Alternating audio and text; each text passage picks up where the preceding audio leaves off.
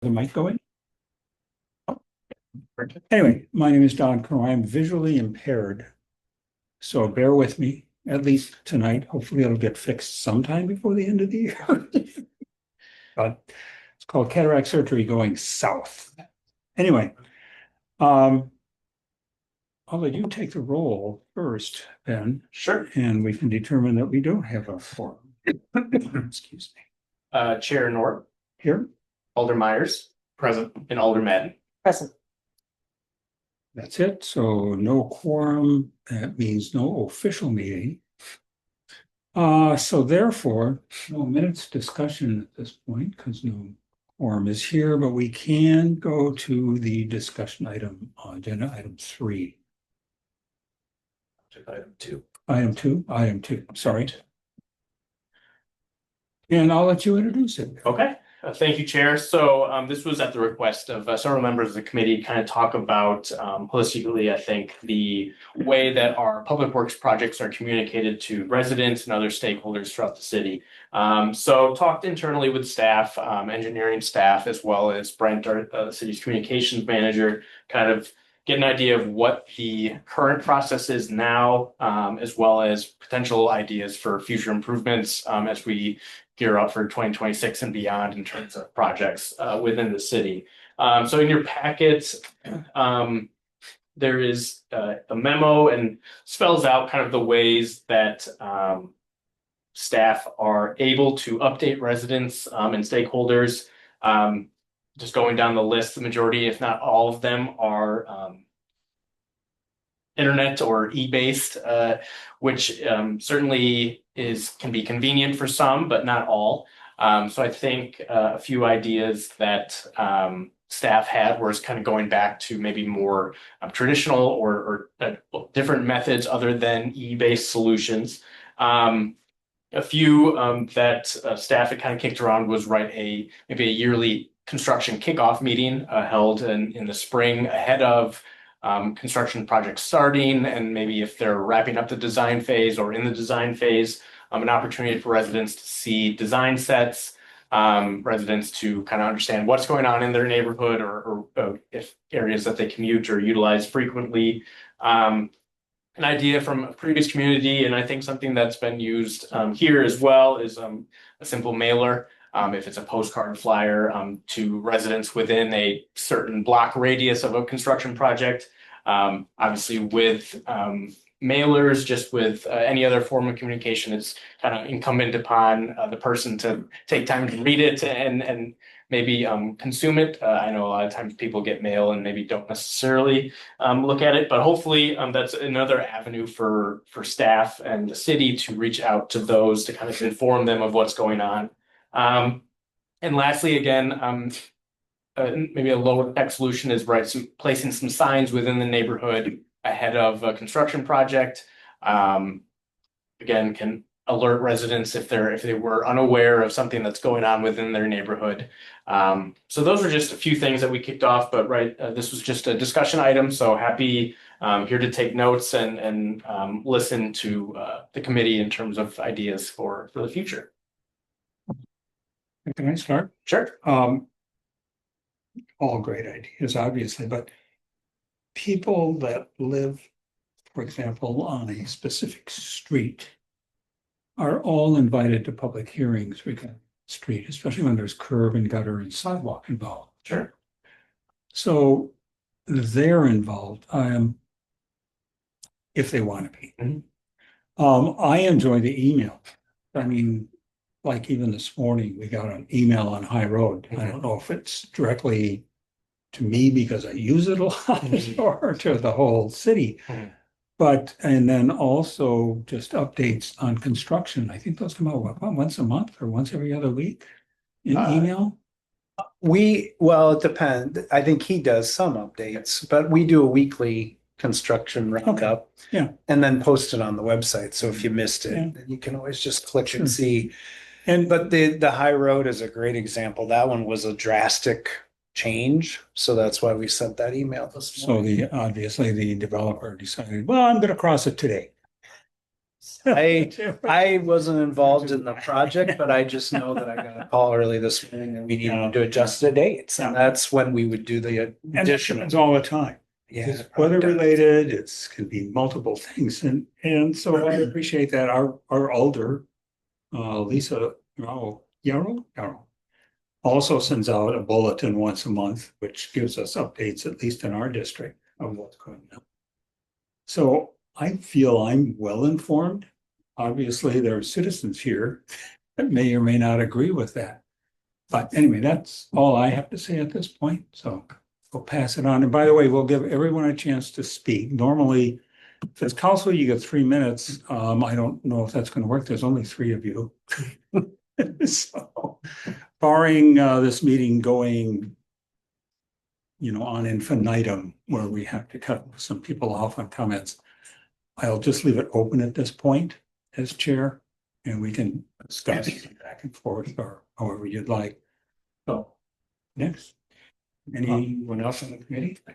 Yeah, I have a comment from a constituent that they asked me to read to the committee about their experiences with the Parmenter Street reconstruction project. And this was sent to me by Ellen Carlson on behalf of Way Forward Resources. So it was sent by Ellen, but it is from Way Forward as a team. We've been really disappointed in the lack of communication, specifically as it relates to the contractor.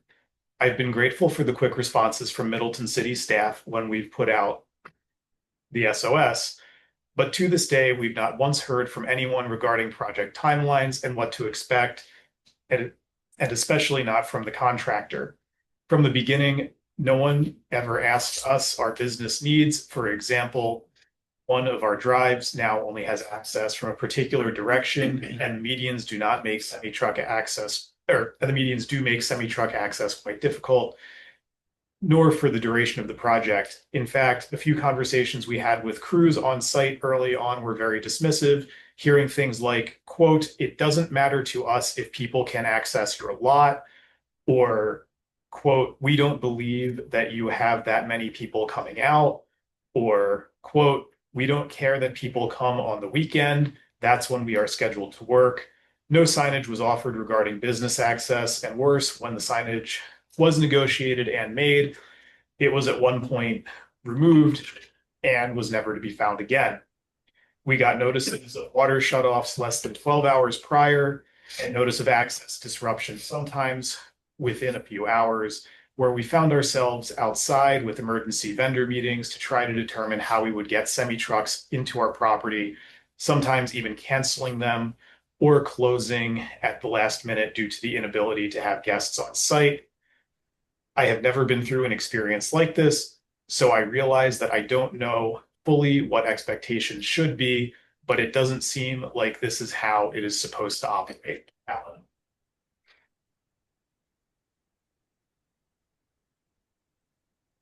So I'm reading that in. I'm going to make my own comments later. Well, and I think part of being the good neighbor city is not just being good neighbors to the people of Middleton, but realizing that we are a throughway for people coming from other communities into Madison and from Madison here. Not everybody who lives in Middleton works in Middleton, and not everybody who works in Middleton lives here, right? And so having a physical form of communication that says, hey, this street that you go down to get to and from your job every day is going to be under construction from such and such a date until approximately such and such a date, alerts other communities. I don't expect anybody who lives in Wanakee to subscribe to our listserv. That I think that's an unrealistic expectation, but it's I think the right thing to do to communicate out. Now, whether we could get together with their communications person and say, hey, we want to put this as part of your outgoing information, right? Plus those, big electronic boards that say in disputable letters, this is going to be closed, like lane closure from this date to this date. And if it's a long project, then people can look at that and go, all right, maybe this is I might want to reroute, right? Or find a different way or carpool or something, that it gives them some time to make those decisions. There was outreach to news media as well. Mhm. I saw that on several of the news channels, especially when it came to Century with the signal changes. Yeah. That was, And we did, to your credit, we did start a listserv now for businesses to add on to. And for the Century one, because we knew it was going to be a big deal, we actually I mean, again, to the best of our abilities, UW, we sent Shoreward Hills, any surrounding community that might send people our way, UW Health, because they have so many people that live and work there and drive here. And we tried. I mean, it's hard because we never know the exact saturation we get, but that's a great point, that using our communication people at other cities is a great idea. We try, but we can do better. Sure. That's a great idea. Charles, did you want to make your comments now? Yeah. Or wait till after public input? I wanted to make my comments now, and I suspect I'll have additional ones.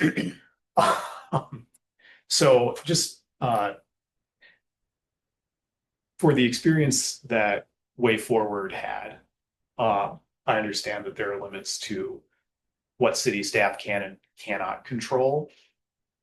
But having a contractor employed by the city to do a job communicating with any local business in that way is just completely unacceptable.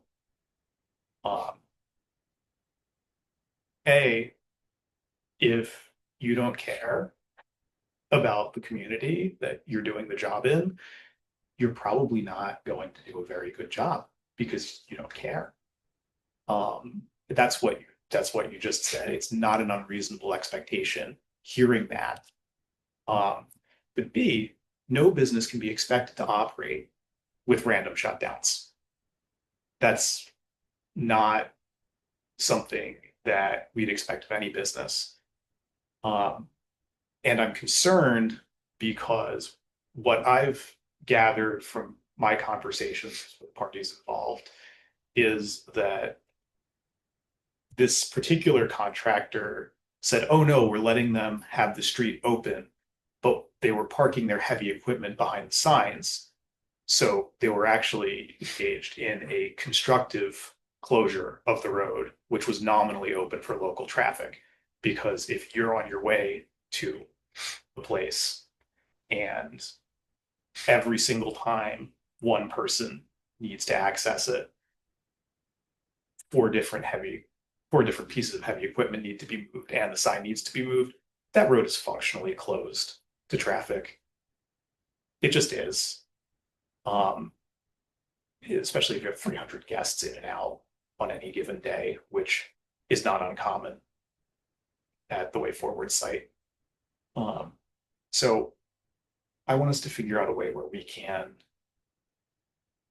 ensure better, timely communication from the people who we employ as a city to conduct our work so that this doesn't happen to any other businesses.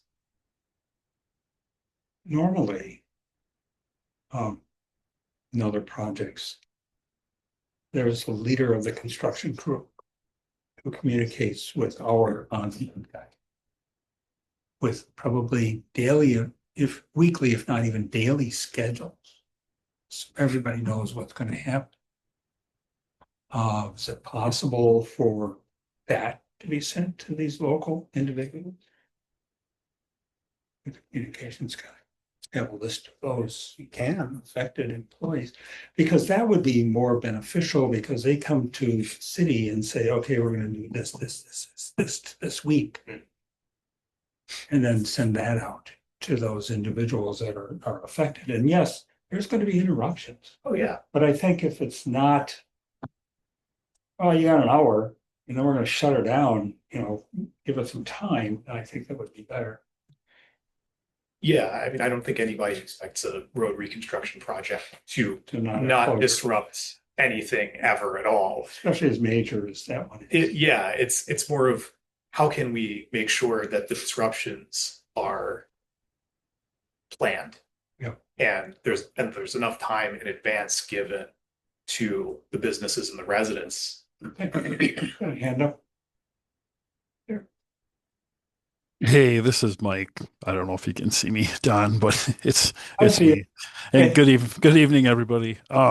Charles, to your point about the shutdown, I just want to kind of touch base on that. And with the water utility, the understanding was we were going to do a shutdown that would take care of basically doing one shutdown instead of several right in a row. And what happened was a last minute part of that wasn't planned for kind of popped up, so it got added last minute. It was an unforeseen thing. It was like, hey, can we do this within the same shutdown that everybody else is? That way we don't have to go, re-notify and do a second shutdown.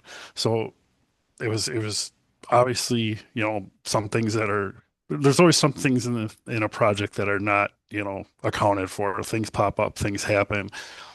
This came up 12 hours notice, but it was something that as little notice there was, it was a benefit in the end, if you will, because it avoided having another shutdown. And I know it's inconvenient for everybody involved, but it kind of happens. As far as some of the, I want to say, disappointing communication between businesses and the company that's out there doing the work, the water utility too had some issues with some of the people on that job site. It wasn't just, city and contractor and that we had issues with the contractor as well. And I took those to Sean and actually we were close to telling the contractor, we want this employee off the job. This is not working for the water utility. It's not in the good for everybody else. So we were aware that at least on the water utility side, because we were sticking to water quality, water utility standards, and we were kind of shaking our fists, saying no, it's got to be this way, and we were getting a lot of pushback. So I just wanted to clear up a few things there. If anybody's got any questions. Yeah, actually, Mike, could you please share those, Mike and Sean, if you could please share those with Brian, our city administrator. He and I have an ongoing conversation about concerns with that specific contractor. And I think it's important for him to have full information. This is Sean. I think I guess this topic is a big topic and it has a lot of factors involved.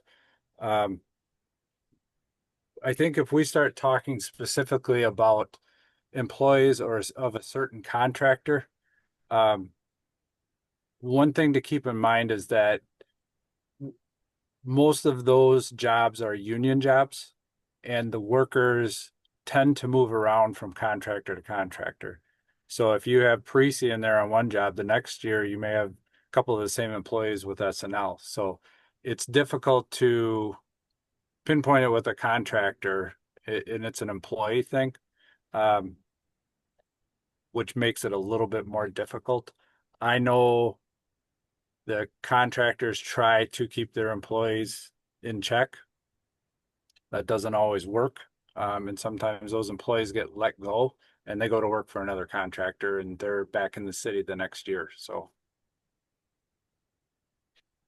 Thanks. Yeah, quick follow-up to Charles' point. I think the idea of providing weekly or daily updates that we get from the contractor is certainly something we can kind of work with Brent and kind of put in. Particular to the local businesses. Okay, sure. I think that's important. Yeah. But also the residents. Yeah. To if they opt in. I mean, I've certainly got legitimate concerns from residents in my inbox relating to several of our ongoing construction projects. And Luke, Ben, thank you for you've been on several of those email chains. So thank you for your work in getting good information out to the impacted residents. It did help diffuse a lot of frustration and tension. I think if we set the expectation early with the contractors, right, we need these updates, and it's kind of a boring, right, we're pouring curb from X location to X location, that's fine, then at least the businesses know, right, where the contractors are, where they're working, and we can certainly, I think, moving forward, make sure that those updates are provided to us. Mike, your hand is back up, or did you not take it down? That's Sean. Sean. He moved. Oh, yeah, there he goes. Okay. I just wanted to jump back for a second.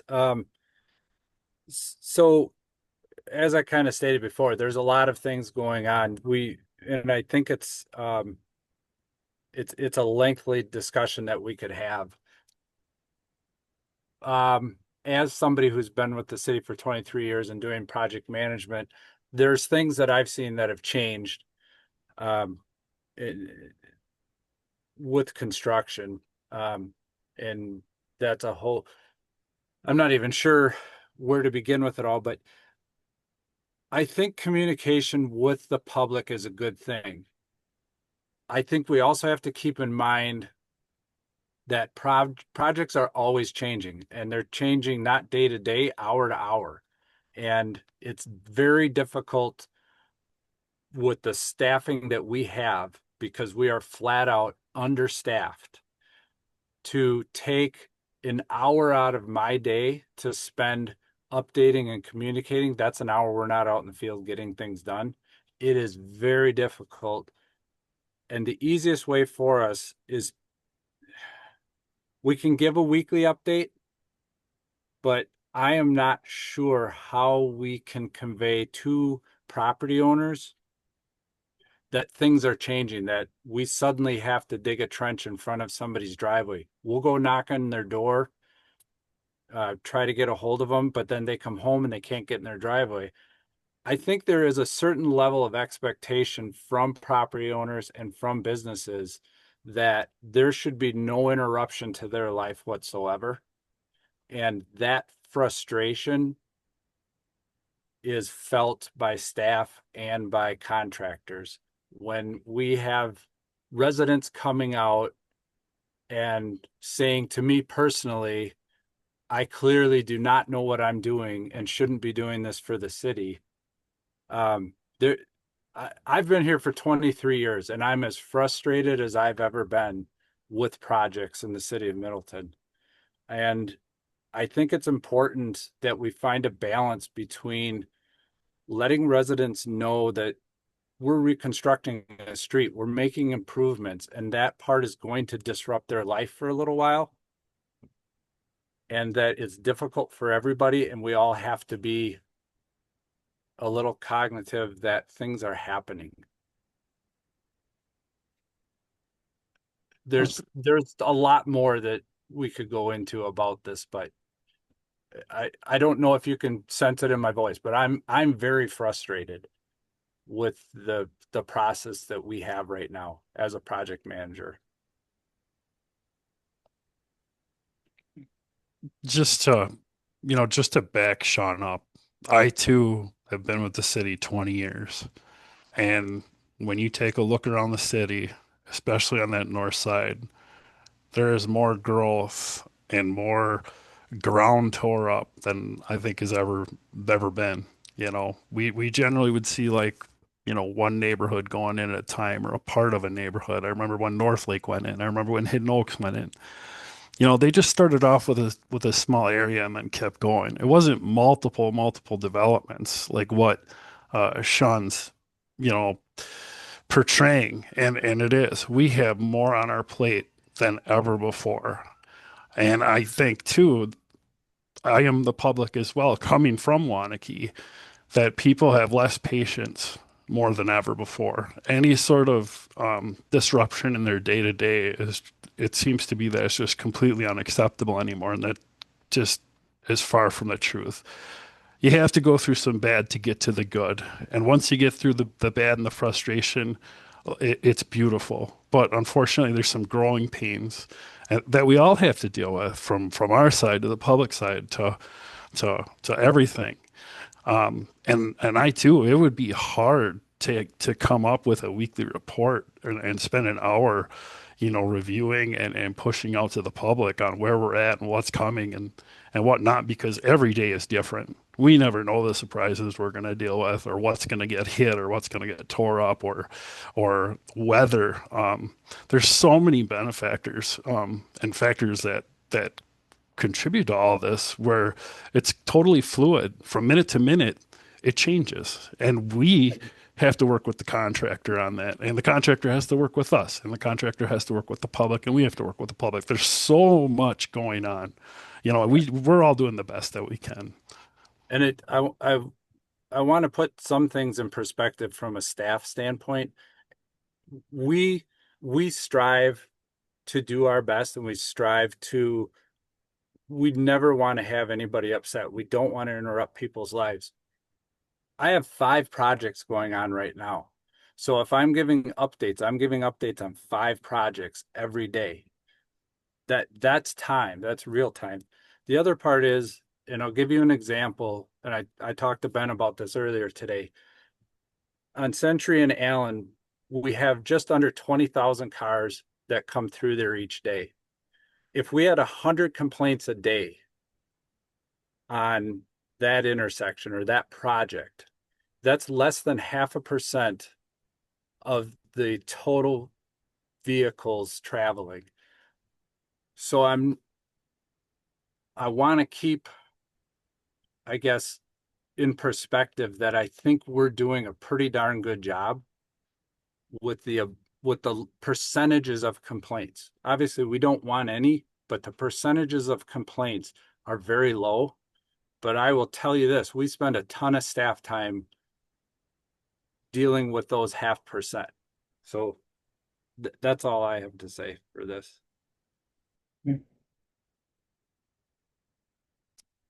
So let's open it up to public. We'll start over here on the left, but we need your name and address. It's Joe Johnson, and I live at 7221 on Knoll Court. And of course, we've done the curbs and gutters, and now they're in the process of starting to resurface the road. But it's the communication with the city that was, it's going to take, I think, at least another week before things will be even close to done, and that's okay. As long as I'm told in advance. But first, they started work on August 4th. The first I heard of anything happening on Knoll Court was a Monday. It was the previous Friday when the project manager from the contractor for the curbs and gutters came around and told me, well, we'll be tearing out the part of your driveway. As we're doing curbs and gutters, and not just on Knoll Court, but on Spring Hill Court and places as well. And I go, well, this is the first I've heard of it. So he was explained things, and I thought that I should have the use of my driveway back within, if everything went well, within a week. It might be longer. So on Monday, the gas and electric people came around to mark the electric stuff, which was good. But the water utility didn't come around to mark the water line. And my water line runs right under my driveway. And given that they're going to be digging on that, even in the past, I've had the house for 25 years. Even a minor landscaping stuff, water utilities out to mark it, so no one does. And so that's when I eventually wound up talking to someone here at City Hall, and he told me, well, the water pipe is 6 feet down, they're not going to mark it. I said, well, that's fine. Let's go. And I said, and then he went on to tell me about the project a little bit and about the resurfacing. And I said, resurfacing what? I thought this was just the curbs and gutters. Of course, I still did not get anything from the city on this. And so he said, well, it's all on the website. And as a software developer, that's not something you really should say to people, but because not everyone has access, and it depends how the website's organized. But I had signed up for notifications on the list. I got a lot of the notifications about the Parmenter Street project, which is also important for our neighborhood. That's one of the 4 exits we have from the neighborhood. or it'll be an exit again at some point in the future. And I got the email stuff about High Road and about the Allen Boulevard and Century Avenue, the lights and the work that's being done there. But there was nothing about Knoll Court. When I got home after talking, I did go on the website and check, and if you just use the basic search tools that are there, well, I found a press release, which I eventually got in email notifications about a day after they finished the work on my driveway that they're going to be doing this. But it's just seems like communication is really sort of haphazard. There's no flyer that was put on anyone's door or postcards or anything. You know, in the past, there have been some minor things done on Knoll Court, and everyone was notified. I mean, there was a postcard or a flyer or something. It was 2 years ago, they resurfaced part of it right at the intersection with Lynn Street.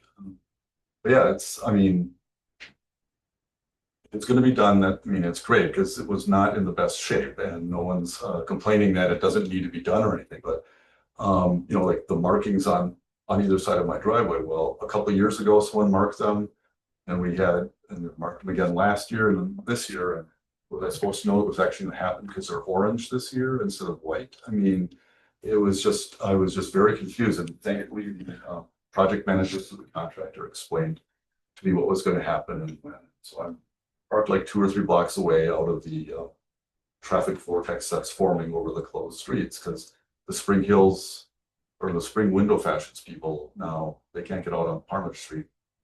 They come flying through the neighborhood. Of course, now the streets are torn up because we're getting ready to relay the asphalt, apparently. And so they have to slow down as well too. But it's just been very unsettling not to hear anything from the city at all. If you just tell me when it's going to happen so I can plan around it. Like one of my neighbors is basically having his windows and siding replaced, but when will the asphalt be poured? You know, the windows are supposed to be done tomorrow. Will we be able to get the truck in for it? So they can walk from, you know, if all the material is unloaded, they'll be able to do the work, but who knows? So yeah, it's just, you know, it's not been a really happy situation. We just knew what the dates were or the approximate dates, because obviously weather, anything can change it. But if I could chime in just for a second, and it's nice to meet you. And I did hear about the locating secondhand after you had spoken to. I'm not even sure who you spoke to, but I can tell you that you know the locators, when they get a ticket, we don't always know exactly what's going on. We have an idea sometimes, but sometimes we don't. We just call in a ticket. We're given a general area of what needs to be marked. When it comes to your driveway, our locators get chewed out because they put paint on a driveway, as you can imagine. So to not put paint on a driveway or put paint on a certain type of landscaping, we do that because we've gotten the wrath of doing that if it's not necessary. So that's why I'm guessing it wasn't painted, and that's why sometimes they are painted. And it's all our locator has to make a judgment call, you know. And some days none of us can win. But just to explain the locate situation, like we're not always, our locators don't exactly know what's going on. They just see a ticket called in. It says mark this specific area, and that's that's what they have to go off of. So just to explain a little there. yeah, I mean, it's once he told me that it was that deep below, I knew that there probably wouldn't be a problem. But that's maybe one thing like my landscape and things they had in years past to mark it on the driveway. And you know, so I was just a little bit curious about the whole thing. I mean, it didn't turn out to be a big deal. So now I understand, so that's okay. But yeah, it was just the whole thing, just not knowing anything about the project, or even like when it was going to start or anything. So to me, very frustrating thing. Like for my neighbor with the windows and the siding, he's had to reschedule things. But yeah, so it's just be nice to have gotten something from the city. I mean, I do get notifications from the city of Madison as well. I've got friends that I help out if they're on their aids and stuff, and they actually will send you more email than you really want, but they have a link to the project page, and you can go and see all the past things and what the projected times are going to be if it changes. And granted, it's a lot of email to sort through all the time, and they do have a bigger IT budget, I'm sure, than Middleton does, but it's a nice way to handle the problem. True. I think from Ben's standpoint or your standpoint, you should check to make sure he's on the lists. Yeah. Or that he's, if You're you're not getting it, why? You got the high road, Got the high road, Yeah. yeah, including the one this morning, and then you're on the list. and I got the Parliament Street stuff. Yeah. Just on that subject. So because I'm on all of our lists so that I know whether or not something got sent out. So I did a little inbox search. There was an email sent on the 1st and on the 8th of August that said, and it's this, and I can see exactly how, even if you were on the list, you would not have necessarily seen this specific item because it's tucked right in the middle of the email under Street Surface Program 2025. Work begins August 4th on Diane Drive, Matthews Road, Spring Hill Court, Knoll Court, Spring Hill Drive, and Lynn Street. Surface treatments will follow later in August. No on-street parking during hours 7 a.m. to 6 p.m. Now, from just a reading an email standpoint, in a 500-word email, three words tucked away in the middle, unless you are very specifically looking for that piece of information with a word search, which is how I found it, you're probably not going to see it, even if you're on the list. So it's important to move to more of a Swiss cheese model for communication. I did get an email on the 8th, but I don't remember seeing the one on the 1st at all. Yeah. So it's tucked away like right in the middle there. So I mean, unless you were searching for it specifically and having it highlighted in yellow, because when I got your email, Oh yeah, as I said, oh, I don't remember seeing an email about that to myself. And I do read these, so I think it's important for us to just Are the streets bolded in that email? Or they no, just standard font? standard font. Even if they had been bolded, that would have at least triggered some, oh yeah, there's my street. But, so, okay. Yeah, so we could add more failure points to our communication. So it's, you missed it when it's tucked away in the email, but to Joe's point, there's a mailing, because you suggested that in your email. Very helpful. Could I mention something about the mailings? So the city used to do postcards, we did mailings, we did door hangers. And we did that for years. And the reason we stopped doing those is they were hugely a failure. They just didn't work. And Sean Stowski years ago made the decision that the mailings were not, they didn't have the effect that we needed them to. So the emailing was a better option. When we did Middleton Beach Road, when we started that project, we had a point of contact on the street, and that person had everybody else's email. That's kind of how we set it up. And we did emails throughout. That was very effective in getting communications out to people, especially if there were changes throughout the day. I could call her and she could do a quick email to people to let them know. The other thing is that Dane County is the keeper of mailing addresses. And Dane County, we have had a big problem with Dane County and keeping accurate mailings. We do have to mail out special assessments, and that's where we have found that we can no longer even do a mail merge anymore with Dane County.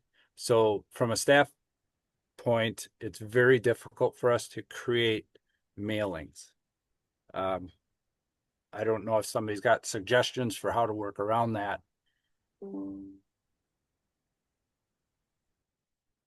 Email is better because it's more instantaneous, but let's move on.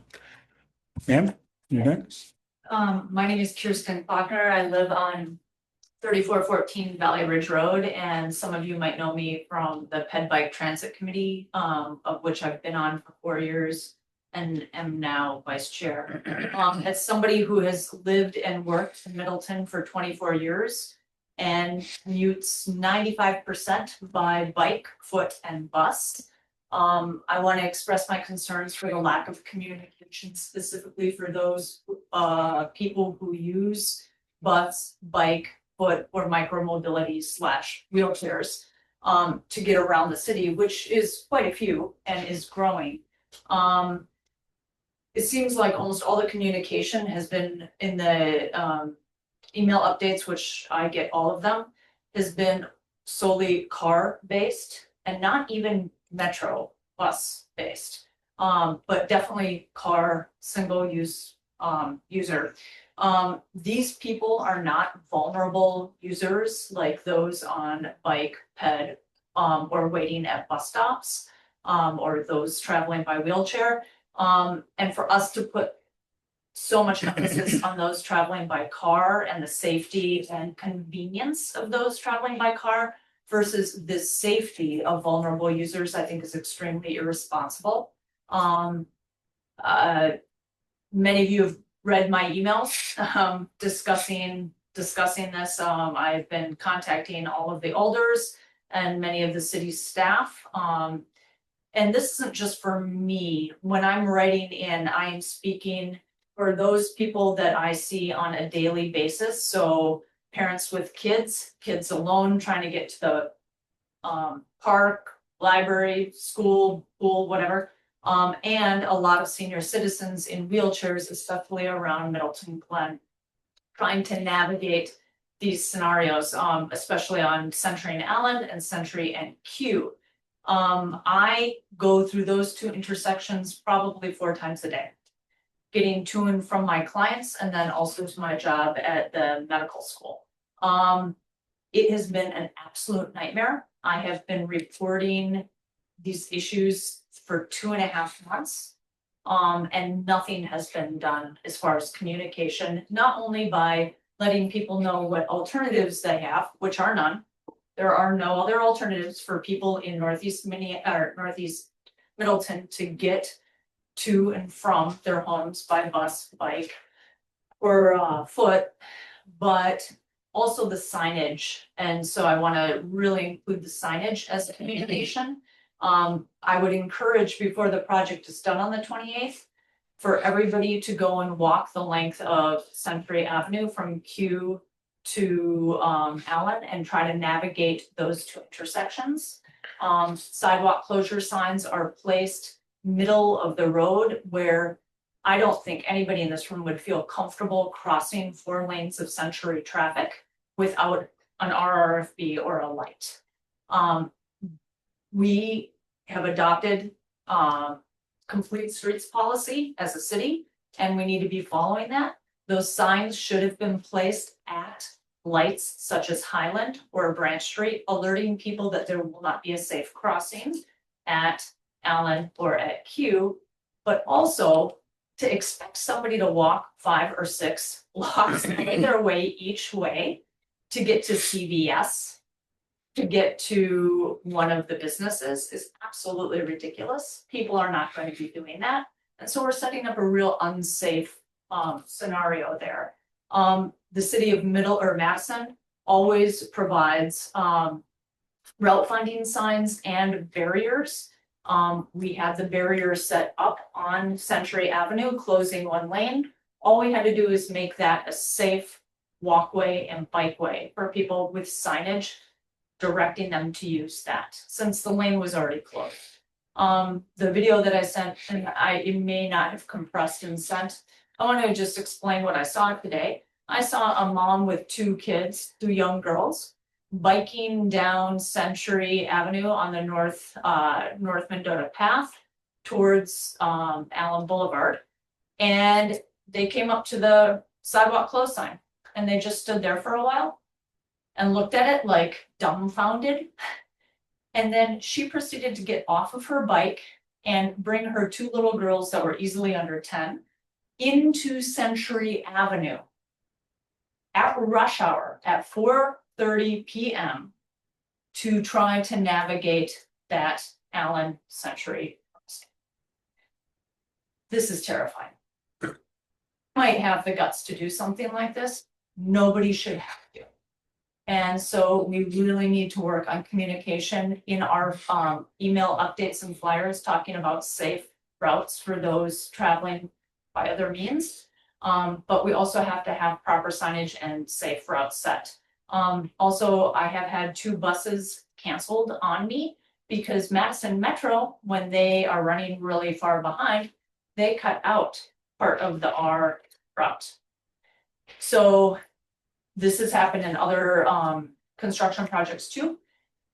Because of that one section of R, you can sit there and be tracking it and they will turn and go straight down Allen Boulevard versus going all the way up. So I came very close to missing work at the med school twice because of the bus just not showing up. This needs to be in communication too, discussing maybe different metro stops or slowdowns for metro at certain times. Or they need to be given more wait time to be able to catch up. So. Yep. Yes, sir. I'm gonna stand better at standing, talk a lot of work. So anyway, Tim Reinhardt, 3202 Northbrook Drive. Lived there for 4 years now. I lived up towards that area on Highland years back. And I thought I'd put my 2 cents in. So by trade, pre-construction manager, I do this a lot, but for much bigger projects, mainly Chicago, downtown Chicago, Milwaukee, downtown Madison. And maybe I'll put a little bit more positive spin on how we deal with these issues, rather than just complain, because that intersection, I was through it last Tuesday, is pretty bad, guys. I don't know, I'm not gonna complain anymore about it. But what we've done in recent years is we actually go to the neighborhood year and a half advance. A lot of the projects, a good one just recently is Northwestern University, the neighborhood around the new Ryan Field, their stadium. And what happened there was we worked with Walsh and Turner Construction to marry the community along with the contractor. And what they did was set up a committee and throughout the neighborhood to go ahead and set expectations for the contractor instead of going the other way around. And that was huge. And that took it was a lot of process, but it was proactive and we got the neighborhood buy-in. Anything that happened after that was on both sides. There was skin in the game. That helped out tremendously. Of course, you're going to have hiccups, but that was communicated to this committee in this neighborhood well in advance. And also, they had skin in the game of putting together the plan. Things like marking, signage, flagging, that sort of things was communicated to them. If it wasn't acceptable, they put together a budget or a plan to fix it. And after maybe 9 months, 8-9 months, it was figured out, and that project's going really, really smoothly. And I think everyone, community, school, contractor, they're all happy. So all I can say is, in my experience, pre-construction planning helps out the project managers. A smooth handoff doing that is huge, and having full cooperation and buy-in from your customer as well as the people that are involved are going to be affected. It's massive. So that's all I'd say. Thanks. Don, you're still there, right? So That's Yes. Dave. Dave, Dave, you have pre-construction meetings with projects, do you not? Are you asking Sean or Dave? Sean, Oh, I'm sorry. Can you ask the question again? I'm sorry. you have pre-construction meetings with all of your projects, correct? We have pre-construction meetings, yes, with the contractor. and planning and everything else discussed. Yes. Yep. And I would say the ideas that he threw out are great ideas, and I would love to be able to do that kind of stuff. Post Middleton Beach Road, I went to Sean and said, if there's a way that we can now bring in the residents with the process, it made things so much smoother. We did that when we did the downtown project a couple of years ago with the businesses. I had weekly meetings with the businesses to get feedback from them. That all made the project so much smoother. And I think we can implement a lot of the things that he was talking about. We cannot do it with our current staff and our current project load. And I cannot emphasize that enough. Part of the reason that things are being missed, that things are the communication isn't there, is just because we are on a dead run all day. We don't have the staff to handle these projects. Thanks. Which Western would have that. Yeah, well- City as well, probably. I understand Sean's frustration for sure. Reactiveness is not a place you want to be. That is just And a. I know pre-construction meetings are pie in the sky. Yeah, this is how it's going to work. And then as the day moves on, it changes. It's always dynamic. Has to be. It cannot be the same from day to day to day to day. Things change. Rain comes. Yeah. Storm. But yeah. Yeah, I would love a Zoom meeting with residents. You know, for me, a once a week thing would be great. Sure. We have a lot of good ideas. And Ben's been over there writing madly. His hand is. We just need a way to implement them. Correct. And he wrote down 6 times that he needs more staff. I think, was that in there, Ben? It's in there. Yeah, it's sorry to hammer that one home, Ben, but it's late August and I think all of this, I know myself, between lack of sleep and end of projects, our fuse is a little short right now. We're kind of it's that time of year, so I apologize for any tension that I'm showing. Just so you know, I've heard that ever since I've been on this committee. And that's been a long time.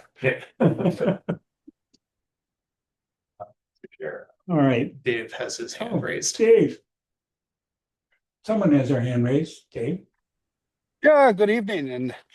And okay, I'm Dave Lorman, Alder for District 7, City of Middleton, address 3649 Marigold Circle. And I'm just calling in to give you a little feedback from some constituents. One of them has already, I think, covered all the bases. That's Ms. Klockner. The other constituents I've heard of throughout the summer, and this might just help you with some of your communication campaigns. These are people who do not have access to technology. So, and I think as already mentioned during this meeting, the door hanging tags probably didn't work real well because wind blows them away and things like that. So I guess put on your radar, like when you do a very neighborhood centric project, think about maybe if we can do some kind of targeted communication to them. And then the other thing is, speaking in real broad brushstrokes here, to kind of echo what Sean and Mike are saying, yeah, they can't foresee every conceivable thing that kind of happens mid-project. And that was some feedback I was getting also from, the same constituent group. And they were, after communicating with them and hearing from the city, their tone changed. So I think that helps a lot to simply say that to people up front. There's going to be disruptions. We don't know what the disruptions are going to be, but clearly it's going to disrupt your life. maybe block your driveway, things like that. So yeah, I think communicating so we don't box ourselves into a corner, but getting that word out there, I think will be real helpful. And the other thing, I think that, and this is more to our new executive administrative level staff in the city to help maybe shoulder this burden that Mike and Sean are expressing, is when we look at these bigger projects where there's going to be disruption like the Allen Boulevard, Century, and so on and so forth. Maybe think ahead of how we put finance options in front of the city for a kind of a complete streets think. So, how long would it take?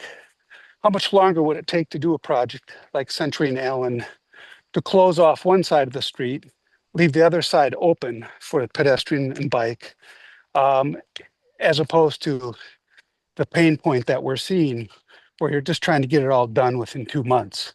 So I don't remember what the project cost on this was. It's well over $1 million, $1.5 million.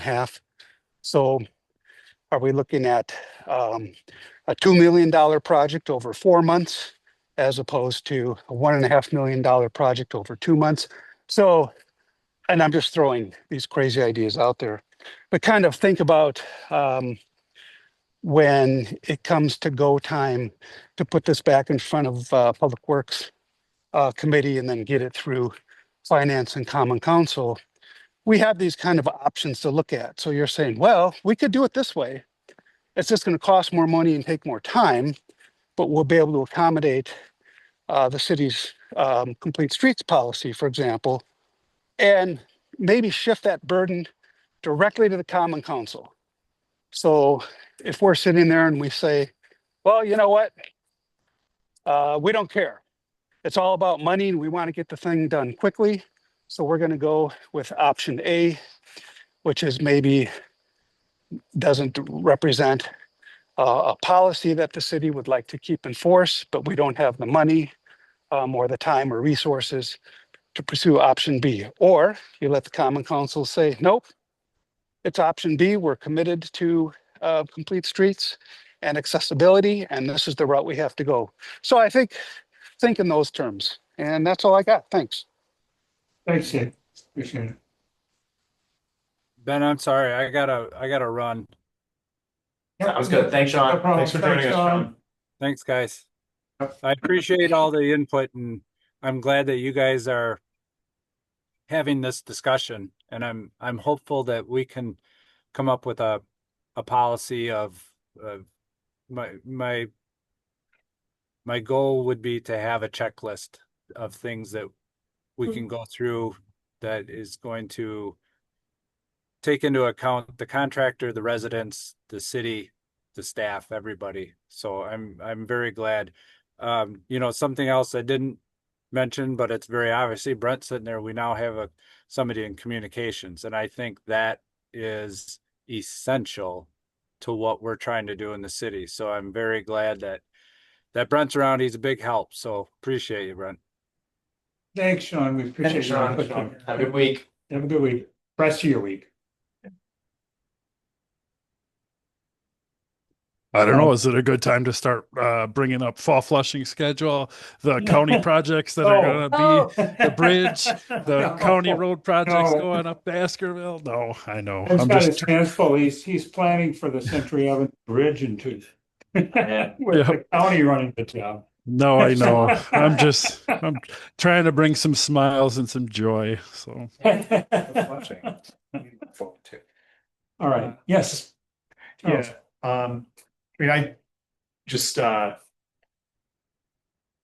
to build off of the conversation we've been having, I do think it's important for us to consider going back to including mailings as part of the communications plan, just because for anything really, you're going to have holes in who you reach and how you reach them. So if you just think of your model as layers of Swiss cheese next to each other, one layer of Swiss cheese you have a ton of holes, null core flies right through it, but then you add another backup layer there and a backup layer behind that. And one of those additional layers is going to capture the resident input. So I don't expect the mailings to be the single most effective form of communication, because in my past professional experience, I've used direct mail to reach people, and the ROI on it is not great, candidly, but it does still reach people who we don't necessarily reach using other modes of communication. And also, just to follow up on the website point, use of the website does assume a certain amount of technological ability, which many people may not have. It also assumes that the website search function is working well. And as someone who's been on this committee for several years now, I have to say that even with my own personal familiarity with the website and with the GIS system, I still occasionally struggle to locate data. So it is not sufficient for us to just say, look at it on the website, unless we're including very detailed step-by-step instructions, which would be at odds with most of the type of signage we're considering. So I just want to put that here for staff and my fellow committee members, that we need to, if we're going to do that, we need to provide a literal roadmap to the roadmap. Well, because I would agree, I have found myself having the same issue finding things on the city's website, and I'm technologically savvy enough to be able to navigate most of that, but still not easy. And I think that someone who doesn't do this day in and day out or every week is going to have some difficult time finding information. I want to piggyback a little bit on physical mailers are great, or hammers are an option. Like, let's talk about that. But I think physical signage, like I said at the beginning, is just as important. We can't close a sidewalk in the middle of the sidewalk and not let people know that, hey, you're going to have to detour or you're going to run out of route here. There's procedures that you can follow that address those situations. And maybe that needs to be not only part of our communication strategy, but also our pre-planning strategy, right? When we look at these projects and we sit down and look at the, contractor, and we say, okay, here's your plat, right? Here's our plan. Well, what is the plan to address the accessibility issue? And whether that's going to one side of the road, like David Lorman talked about, another pre-planning method. It's fine, but let's plan it. It's Right, important to let's- understand that really is the contractor's issue.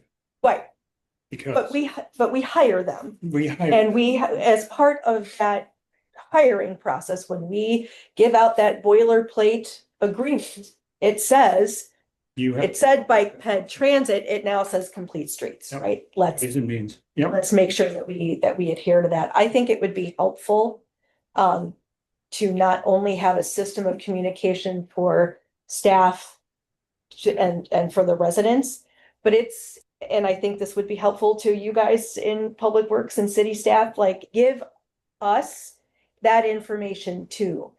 I have reached out many times with a constituent concern saying, well, let me get you in touch with X, and been on an email chain where I could have just answered the question, right? Because I have access to that information. And so getting information to your representatives, because we're the point of contact a lot of times.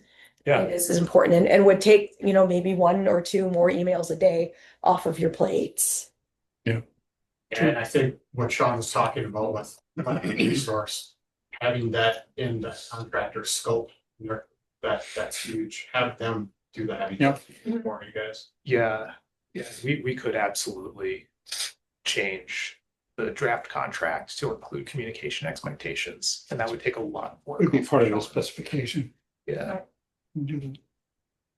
Not too long ago, and I don't know what happened to him, but when Mark Walters was employed by the PD, there had to have been at least a dozen of those towable, remote signs that would go out. And I don't really think there's anybody that's kind of taken that whole responsibility under their wing at this point. I think the trailer signs or the sign trailers, whatever they are still around. But we don't have somebody like dedicated to doing that. Where Mark back in the day was amazing at it. I would literally text Mark, "Hey, I need for water main break stuff." Like we could get him out there right away, tell him we're going to shift traffic over, up to date stuff. But with Mark being gone, and I know we got rid of that, big yellow, almost like the Beltline Bob truck, right? I don't know if we have anybody that's kind of backfilled that spot either. But to speak of like the signage, because that was really great. But I just don't know if we have anybody in place to do that anymore. But I wish we did, But that's a great point.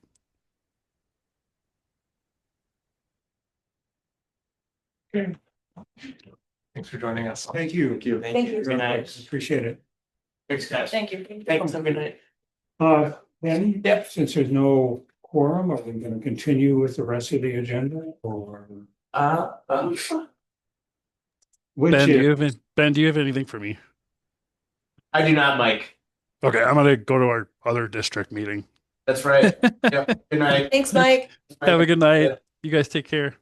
Sue. so it's other committee reports, other committee reports, liaison right. reports? Yeah. or- Yeah. And my comments for water resources. Minimal, but I think they're gonna be good for the committee as a whole, not just the three of us.